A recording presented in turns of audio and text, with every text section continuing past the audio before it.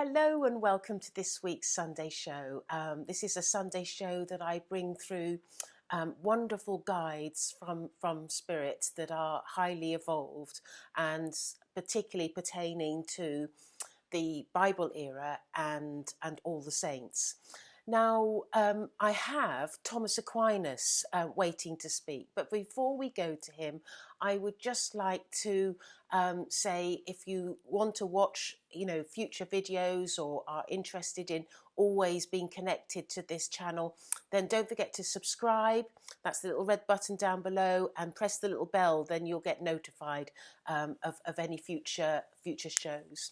And so I'm just going to allow him to come forward, and he's saying to me, first of all, he's just stretching out this long scroll, and I can see sort of lots of writing on it. And I feel that this is relevant, that he wants to speak about the content of this scroll. And he's saying to me that he bequeaths himself to me to do the work that God has asked him of. And he says that his work is about bringing some of the truths and his understanding since he's been in heaven and been close to God, that he wants to share some of these truths and some of these understandings with our world. And he says that he will be working very closely with myself, delivering some of the messages, not only the messages that he has a great understanding of, but messages that God has particularly asked him to speak about. He says today he wants to talk about the idea of love. And he says many people think about love and they think about the sort of hedonistic feelings of being in love with somebody. But love has a greater need in our world, he says. He's saying that his understanding of love, he feels, is very different to all of our understanding. And what he feels is so important, the most important love, first and foremost, is that we should have great feelings of love towards God, because God is our creator. God is somebody that loves us and gives to us unconditionally. And in return, we really should be loving and grateful to him for what he has done.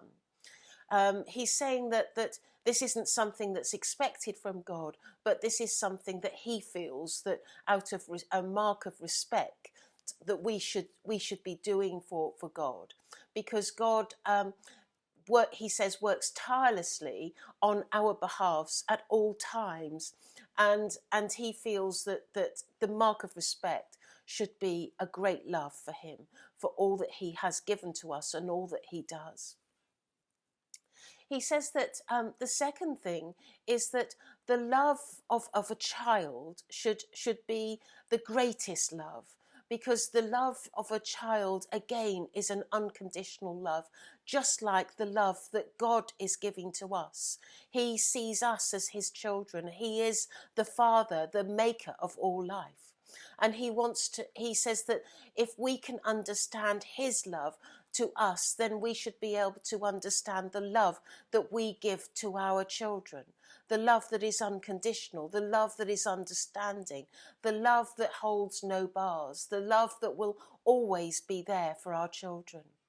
And he says that many people in our world understand this love of a child's love, but they don't understand the love that we should be returning to God, who is ultimately the Father to all of us. He's also talking about some of the Bible scriptures that have been written in throughout the whole of the Bible, and he's talking about the Old Testament, and he's particularly calling it the Torah, and then he's talking about the New Testament as well.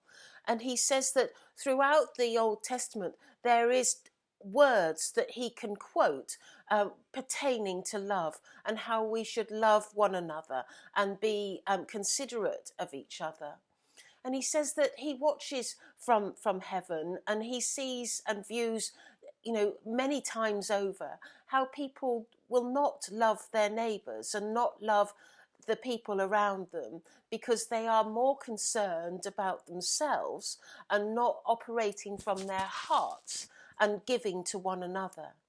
He feels that if we were able to give to one another and love one another, then our world would be a very different place. Our world would be given sort of great feelings of love and great feelings of peace that would pertain to all of us. He's showing me his scroll again, and he feels today's scroll has been delivered and that he is happy with the words that he's given. And he's saying, don't forget, always love God, but always pray to God. Pray to him and thank him for all that he has done. For that gratitude is the greatest love that you can show a God. Thank you for listening.